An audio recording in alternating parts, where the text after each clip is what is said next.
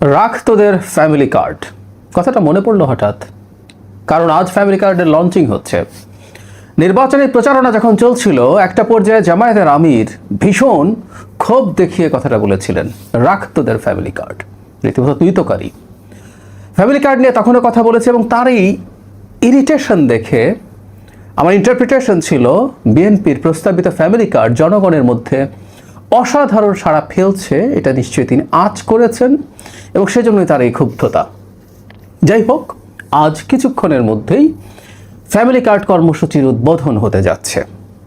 প্রাথমিকভাবে সারা দেশে এটা একটা পাইলট, এটা কিন্তু মূল প্রকল্প না। জুনের পর মূল প্রকল্প শুরু হবে এবং এটা সঠিক যেটা ধাপে ধাপে বাস্তবায়ন করা হবে, এবং এটাও বিএনপি তার প্রতিশ্রুতিতে এভাবেই বলেছে। আপাতত 37,000 পরিবারের কাছে ফ্যামিলি কার্ড পৌঁছে দেওয়া হবে, 2,500 করে টাকা দেওয়া হবে।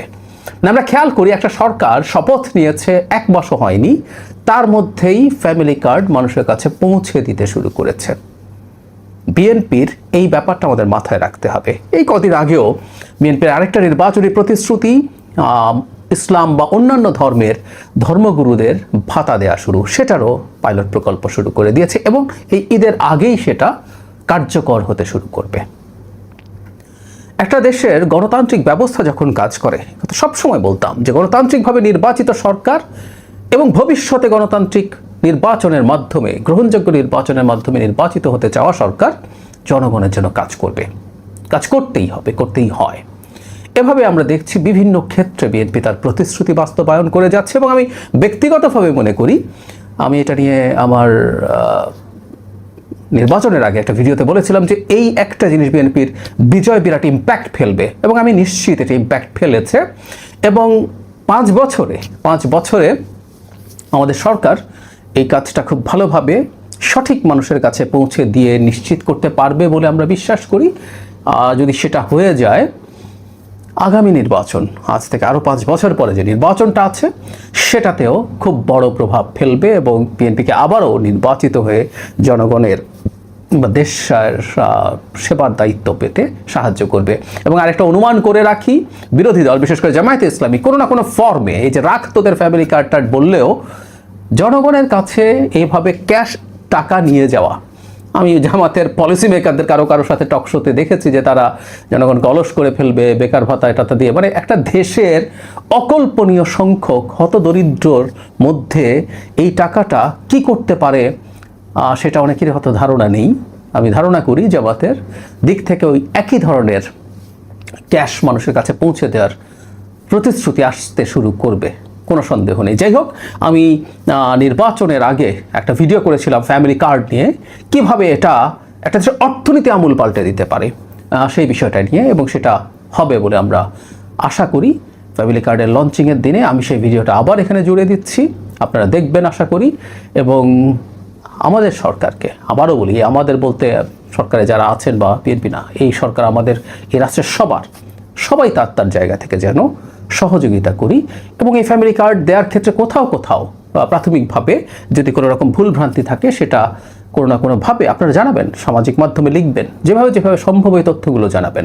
পরবর্তীতে একটা সময় এটা সবার জন্য এন্টাইটেলড হবে, এবং এখনকার প্রধানমন্ত্রী, তখন বিএনপি চেয়ারপারসন জনাব তারেক রহমান বলেছিলেন যে হ্যাঁ, এটা আমরা নিশ্চয়ই অনেক উচ্চবিত্ত পরিবারগুলো এটা নেবে না, কিন্তু একটা সময় এটা সবার জন্য এন্টাইটেলড হবে। কিন্তু তার আগ পর্যন্ত মূলত সবচেয়ে নিডি হতদরিদ্র মানুষদেরকে প্রাথমিকভাবে দেওয়া শুরু হবে।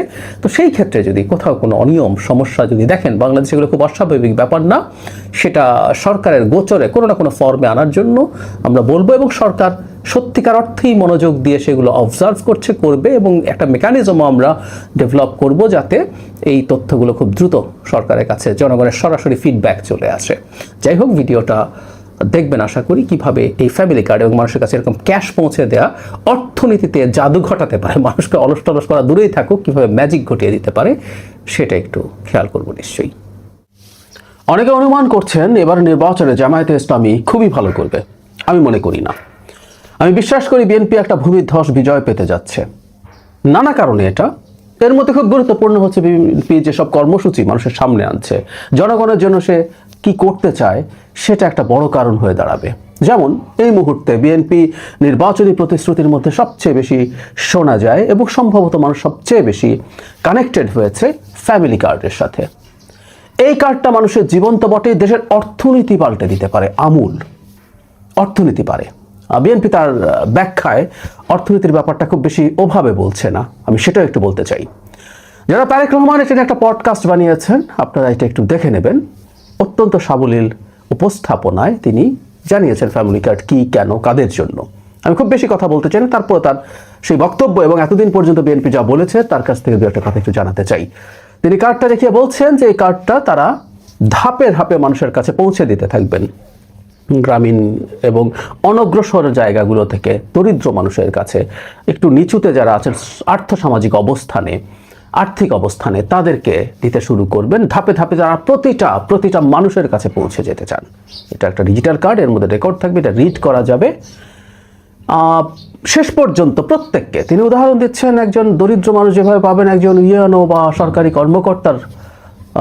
কর্মকর্তার পরিবারও সেটা পাবে, সেটা তিনি বলছেন। তবে তিনি এক্সপেক্ট করেন, যেটা আমিও মনে করি, সবাইকে দেয়ার কনসেপ্ট এটা একটা জটিলতাও সমাধান করতে পারে। যেমন আমরা যখন কাউকে ভালনারেবল কাউকে দিতে চাই, সেটা খুঁজে বের করা কঠিন এবং এর মধ্যে প্রচুর দুর্নীতি হয়। আওয়ামী লীগের সময় দেখেছি আমরা, আওয়ামী লীগের পক্ষ থেকে বলা হয়েছিল সোশ্যাল সেফটি নেটে যারা আছে তাদের বিরাট একটা অংশ, প্রায় 45% আওয়ামী লীগ হিসাব করেই বলেছিল, তাদের অন্য একটা মন্ত্রণালয়, যে তারা সঠিক মানুষের কাছে যায় না, যাদের প্রয়োজন নেই তাদের কাছে যায়। তো সেই যদি হয় প্রেক্ষাপট, যদি সবাইকে দিয়ে দেওয়া যায়, তাহলে আসলে দুর্নীতিটা হচ্ছে না। এবং তিনি রাইটলি বলছেন যে যার প্রয়োজন নেই সেটা নিশ্চয়ই মানুষ নেবেন না। যেমন আমার পরিবার নেবেন না, আমি জানি এরকম আরও অনেক পরিবার আছে এই কার্ডটা নেবেন না। ফলে অ্যাপারেন্টলি যতগুলো কার্ড দরকার তার চেয়ে কম হবে। এবং সেটা যদি হয়, তিনি এটাও বলছেন সেইটা তিনি অন্য পরিবারের মাধ্যমে ওই বাজেটটা বন্টন করে দিতে পারেন। কে দেওয়া হবে এর মাধ্যমে 2 থেকে 2,500 টাকা, মানে এটা এখনো ফিক্স হয়েছে বলে মনে হয় না। আমি ধারণা করি তিনি এটা পরবর্তীতে যখন ফাইনালি বসবেন বাজেট বা সব কিছু নিয়ে রাষ্ট্র ক্ষমতায় আসার পর, তখন ডিসাইড করবেন। তাহলে 2,000 ন্যূনতম পক্ষে এটা টাকা, অথবা একই রকম অত্যাবশ্যকীয় খাদ্য। আমি স্ট্রংলি বলতে চাই, কোনোভাবেই এটার মাধ্যমে, কোনোভাবেই এটার মাধ্যমে খাদ্যদ্রব্য বা কোনো পণ্য দেওয়া উচিত হবে না। আমি জানি দলের মধ্যে থাকা বেশ কিছু মানুষ এবং সরকারে থাকা লোকজন চাইবে খাদ্য বা পণ্য দেওয়া হোক, কারণ এতে অনেকের নানা রকম ব্যবসার পথ খোলে। কিন্তু এটা করতে গিয়ে মহা বিপদ হবে, কারণ হচ্ছে এটা ম্যানেজ করতে গিয়ে যে রাষ্ট্রীয় রিসোর্স খরচ হবে এবং যে পরিমাণ অপচয় হবে সেটা অকল্পনীয়। আজকে মোবাইল ফাইন্যান্সিং এর যুগে টার্গেটেড মানুষের কাছে মুহূর্তেই টাকা পৌঁছে দেওয়া যায়। এটা গত সরকারের সময় থেকেই বিভিন্ন রকম সামাজিক সুরক্ষার ভাতা এবং ছাত্রছাত্রীদের বৃত্তি সব এভাবেই গেছে। তো সেটা যদি হয়, মানুষের কাছে সরাসরি পৌঁছে দেওয়াই উচিত হবে, আমি মনে করি এটাই জরুরি, এর বাইরে কিছু হওয়া উচিত না। এখন যেটা হয়েছে, তিনি তার বক্তব্যে যেটা বলছেন যে পরিবারগুলো যখন এই পরিমাণ টাকা পাবে, খুবই দরিদ্র পরিবার যাদের খুব সামান্য টাকা, কয়েক হাজার টাকায় তারা পরিবার চালান, তাদের কাছে 2,000 টাকা কিন্তু অনেক টাকা, একটা বড় সাহায্য তারা পাচ্ছেন। সেটা দিয়ে তারা যা প্রয়োজন, খাদ্য প্রয়োজন হলে খাদ্য কিনবেন, পণ্য প্রয়োজন হলে অন্য কোনো পণ্য কিনবেন, প্রয়োজনে চিকিৎসা কিনবেন, শিক্ষা কিনবেন, যেটা তার প্রয়োজন সেটা তা কিনবেন। এবং সেটাই তিনি বলছেন এই পরিবারগুলোকে তার চেহারা, তার ধরন পাল্টে দেবে। আমি একটা গুরুত্বপূর্ণ জিনিস মনে করি, বিশেষ করে দরিদ্র পরিবারগুলোতে আমরা যদি টাকা পৌঁছে দেই, তারা যদি খাদ্যের পেছনে এটা প্রচুর ব্যয় করে, তাহলে আমাদের একটা ক্রনিক ম্যালনিউট্রিশন আছে, যেটা আর কোনোদিন আসলে কাটিয়ে ওঠা যায় না। আজ থেকে 10 বছর পর আমাদের অর্থনীতি, 20 বছর পর অর্থনীতি যদি বেশ খানিকটা ভালো হয়ে যায়, যে শিশুগুলো এই সময়ের মধ্যে বড় হলো, সে যে অপুষ্টির শিকার হয়ে বড় হলো, তার স্টান্টেড গ্রোথ বলে, এটা শুধু বাইরের মানে তার হাইট দিয়ে আমরা মাপি, তাতে বোঝা যায়। কিন্তু হাইটই শুধু না, তার ইন্টারনাল অর্গানস এগুলো ঠিকমতো ডেভেলপ করে না, ফলে সে নানা রকম রোগ ব্যাধিতে ভোগে, তার লাইফ এক্সপেক্টেন্সি কমে যায়। সেটা একটা ম্যাসিভ পরিবর্তন হবে, দেশের কর্মক্ষম জনগোষ্ঠী অনেক বেশি সক্ষম হয়ে উঠবে শারীরিকভাবে, এই জিনিসগুলো ঘটবে। আর একই সাথে শিক্ষা শাস্ত্রে যুক্ত হয়ে তারা আরও শিক্ষিত, আরও ভালো দক্ষ এবং আরও স্বাস্থ্যবান হয়ে উঠবে। এটা এক অসাধারণ ব্যাপার হয়ে উঠতে পারে। তিনি জানিয়েছেন যে এটা নারীদের হাতে দেয়া হবে। এই কনসেপ্টটা মূলত আমি মনে করি বাংলাদেশে প্রথম ডক্টর ইউনূস শুরু করেছেন। তিনি গ্রামীণ ব্যাংকে যে লোন নারীদেরকে দিয়েছেন, তার যে কনসেপ্ট সেটা খুবই সঠিক ছিল। আর গ্রামীণ ব্যাংকের মাইক্রোফিন্যান্স দিয়ে দারিদ্র্য দূর করে ফেলা টেলা যাবে, এগুলো হাস্যকর কথা, কিন্তু এটার একটা ইকোনমিক ইম্প্যাক্ট আছে। এবং নারীর হাতে দেওয়া কনসেপ্টটা ইজ এক্সেলেন্ট। কারণ হলো নারীর হাতে যখন টাকা যায়, নারী ওই টাকাটা অপচয় করার প্রবাবিলিটি প্রায় শূন্য। পুরুষদের হাতে, বিশেষ করে যে শ্রেণীটার কথা আমরা বলছি, তাদের অনেকেরই নানা রকম বদভ্যাস থাকেন। তারা অনেকেই স্মোকার, তাদের কেউ নেশা করেন, কেউ জুয়া খেলেন, বা অন্য কোনো বন্ধুদের সাথে আড্ডা মেরে টাকা উড়িয়ে দিতে পারেন, সেই প্রবণতা থাকে।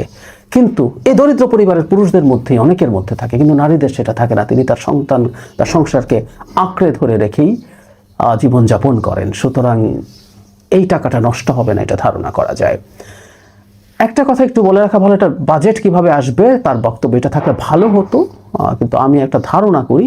আর আমি যেটা বলছি সবচেয়ে গুরুত্বপূর্ণ, কীভাবে এটা অর্থনীতিকে পুরো পাল্টে দিতে পারে সেই কথাটাও আমি একটু বলতে চাই। বিএনপির উচিত হবে এটা সামনে আনা। যেমন ধরি, অনেকে বলবেন 2000 টাকা করে যদি 4 কোটি পরিবার হয়, 8,000 কোটি টাকা মাসে, এটা তাহলে বছরে 96,000 কোটি টাকা, মানে কম বেশি 1 লাখ কোটি টাকা সংস্থান থেকে আসবে। আমি প্রাথমিকভাবে মনে করি এই মুহূর্তে এক্সিস্টিং যত সোশ্যাল সেফটি নেট কার্ড আছে, এগুলো এটা যদি চালু করা, যে পরিবার এটা পাবে সেই পরিবার ওটা বন্ধ করে দেওয়া যাবে। যেমন সর্বোচ্চ 750 টাকা পর্যন্ত ভাতা আছে, 500, 750, বিভিন্ন ক্যাটাগরিতে, বয়স্ক ভাতা, বিধবা ভাতা, প্রতিবন্ধী ভাতা, এরকম নানান রকম ভাতায় এক পরিবারে যদি দুজনও কোনো ভাতা পায়, 500, 1000 টাকা পাচ্ছেন 2 ক্যাটাগরিতে। 2000 টাকা যদি তারা পান, তাহলে তাদের আসলে এগুলো লাগে না। সুতরাং অলরেডি বাজেটে সোশ্যাল সেফটি নেটের যে বাজেট আছে, সেই বাজেটটা আসলে না থাকলেও চলে, সেটা তুলে দিলে সেই বাজেটটা এর মধ্যে ঢুকিয়ে দেওয়া যায়, সাথে যোগ হবে। সুতরাং অর্থের সংস্থান খুব কঠিন না। আর ওই যে বলা হয়েছে, এটা একসাথে করে ফেলা হচ্ছে না, ধাপে ধাপে করা হবে। সুতরাং আমাদের অর্থনীতির সাইজ বাড়তে থাকবে। একটা গণতান্ত্রিক সরকার আসলে বিনিয়োগ বাড়বে, অর্থনীতিতে বেটার ইম্প্যাক্ট তৈরি হবে, এবং সেটার কারণে সরকারের রাজস্ব আয়ও বাড়বে। এবং সরকারকে অবশ্যই এটা বলে রাখা ভালো, নির্বাচনের আগে হয়তো সরকার ওভাবে বলে না, তার রাজস্ব আয় করার ব্যাপারে খুবই কঠোর হয়ে ট্যাক্স নেট বাড়াতে হবে, এবং সেটা কিভাবে উসুল করা যায়, আদায় করা যায়, সেগুলো করতে হবে। ফলে সরকারের উপার্জন অনেক বেড়ে যেতে পারে। আমাদের খুবই নিচু ট্যাক্স জিডিপি রেশিও 9 বা তারও নিচে, এটা 12, 13, 15 পর্যন্ত নিয়ে যাওয়া যাবে 5 বছরে, কেউ যদি সিনসিয়ার হয়, তাতে অনেক টাকা আসবে সেগুলো। সুতরাং এই অর্থের সংস্থান করা যাবে। এখন মজা হচ্ছে, কেউ এটাকে মানুষকে অলস করে ফেলবে, ভিক্ষা ইত্যাদি ইত্যাদি বলছে জামাতপন্থী লোকজন। আমার সাথেও একই ধরনের বক্তব্য আমি শুনেছি বসে। এটা খুব হাস্যকর কথা। সমাজে ভালনারেবল মানুষকে টাকা দিলে সেই মানুষের জীবন পাল্টে যায়, সে অলস হয়ে যায় না, এটাই দেখা গেছে। কেউ বলছেন অলস হয়ে যায় না, মোটেও অলস হয়ে যায় না। এই পরীক্ষা, আমি একটা কলাম লিখেছিলাম, সবার জন্য ফ্রি মানির স্বপ্ন, মানে এই কলামটা আমি কমেন্টে দিয়ে দেবো। প্রথম আলোতে লিখেছিলাম, সেটা কিভাবে অর্থনৈতিক ইম্প্যাক্ট ফেলে সেটা আমি দেখানোর চেষ্টা করেছি। আপনারা বিস্তারিত পড়বেন। তবে আমি সামান্য এইটুকু বলে রাখি, দরিদ্র মানুষের হাতে বিশেষ করে যখন টাকা যায়, সে টাকাটা তার হাতে থাকে না, মুহূর্তে বাজারে চলে যায়। ওর অবস্থা এতই খারাপ থাকে, এই 2000 টাকা, 2500 টাকাও সেই মানুষটা মুহূর্তে নিয়ে বাজারে চলে যাবেন। খাদ্য হলে খাদ্য কিনবেন, চিকিৎসার ওষুধ হলে ওষুধ কিনবেন, অন্য কোনো পণ্য হলে অন্য কোনো পণ্য কিনবেন, বা একটু সামর্থ্যবান যদি হয়, তিনি তার সন্তানের জন্য তার শখের কোনো খাবার, কিছু চকলেট, চিপস, এগুলো কিনবেন। বাজারে যখন টাকাটা চলে যায়, এটার একটা বড় মাল্টিপ্লায়ার এফেক্ট আছে, 5 গুণ পর্যন্ত ইম্প্যাক্ট, মানে 2000 টাকা 10,000 টাকার ইম্প্যাক্ট ফেলতে পারে বিভিন্ন হাতে ঘুরতে ঘুরতে। এই টাকা বাজারে চাহিদা তৈরি করে। মানে আমরা যদি 4000 পরিবারকে 8,000 কোটি টাকা প্রতি মাসে বাজারে সরাসরি চলে যায়, এটার 30-40 হাজার কোটি টাকার ইম্প্যাক্ট পড়বে বাজারে। এটা হিউজ, ওটা চাহিদা তৈরি করছে। আমি একটু খানিকটা, মানে অত্যাবশ্যকীয় পণ্য তো বটে, খানিকটা বিলাসী পণ্য, বাচ্চার জন্য চিপস কিনতে গেছেন কেউ, চিপসের ডিমান্ড তৈরি হচ্ছে, সেটা ফ্যাক্টরি তৈরি হবে, বা ওই ফ্যাক্টরি, যে ফ্যাক্টরি চিপস বানায়, সে নতুন করে ফ্যাক্টরি মানে তার এটাকে বড় করবে, সে সেটাকে বাড়ানোর চেষ্টা করবে, নতুন এমপ্লয়ি নেবে, ওইটাকে কর্মসংস্থান তৈরি করবে। আবার ওখানে যারা চাকরি করবে তাদের বাইং ক্যাপাসিটি বাড়বে, তারা আবার বাজারে যখন খরচ করতে যাবে সেটা আরও ডিমান্ড তৈরি করবে। সো এটার ইকোনমিক ইম্প্যাক্ট ইজ হিউজ। সরকার যদি, আগামী সরকার, বিএনপি সরকার যদি এই টাকাটা আসলে এভাবে মানুষের কাছে পৌঁছে দিতে পারে, অর্থনীতির খোলনলচে পাল্টে যাবে। সুতরাং এটাকে অলস টাকা, মানুষকে অলস করে ফেলা হবে। মানুষের মানে প্রচুর দেশে এম্পিরিক্যাল এভিডেন্স আছে মানুষকে এভাবে টাকা দিয়ে কোনোদিনও মানুষ অলস হয়নি, কোনোদিন হয়নি। এটা ফালতু প্রচারণা, ফালতু প্রোপাগান্ডা। ওয়েস্টের অতি ধনী দেশগুলোতে অতি টাকা দেয়া মানুষগুলো, অতি টাকা পাওয়া মানুষগুলোর মধ্যে অলস হওয়ার একটা প্রবণতা থাকে, যেটা দিয়ে তার জীবনই চলে যায় যে টাকা পায়। এটা দিয়ে হবে না। এটা বরং সামান্য একটু মানুষকে সাপোর্ট দেয়া, এটা তার জীবনটাকে একটু সহজ করে তোলে, একটু দুশ্চিন্তা মুক্ত করে তোলে, এটা বরং তাকে আরো বেশি কর্মক্ষম করে তোলে। সুতরাং দেশের অর্থনীতিও আমূল পাল্টে যাবে এবং এই অর্থনৈতিক কর্মকাণ্ডে প্রচুর কর্মসংস্থান তৈরি হবে, যে কর্মসংস্থান একটা বড় সংকট। বিএনপি নিজে প্রচুর কর্মসংস্থান তৈরি করতে চায়। সুতরাং এই ফ্যামিলি কার্ড কনসেপ্টটা অসাধারণ। এটা টাকা দিয়ে দিতে হবে, মোটেও মানে কোনোভাবে এটা পণ্য হতে পারবে না। আমি মনে করি এটা দেশের অর্থনীতি পাল্টে দিতে পারে, মানুষের জীবন পাল্টে দিতে পারে এবং বিএনপির নির্বাচনী ফলাফলের চমক দেখাতে পারে। আমি বিশ্বাস করি, আমি ধারণা করি গ্রামে গ্রামে এটা নিয়ে চাঞ্চল্য তৈরি হয়েছে, প্রান্তিক মানুষদের মধ্যে ভীষণ চাঞ্চল্য তৈরি হয়েছে এবং বিএনপির ক্যান্ডিডেটরাও নিশ্চয়ই তার নিজস্ব প্রতিশ্রুতির সাথে এই ফ্যামিলি কার্ডও জনগণকে কিভাবে দেওয়া হবে তার সুবিধা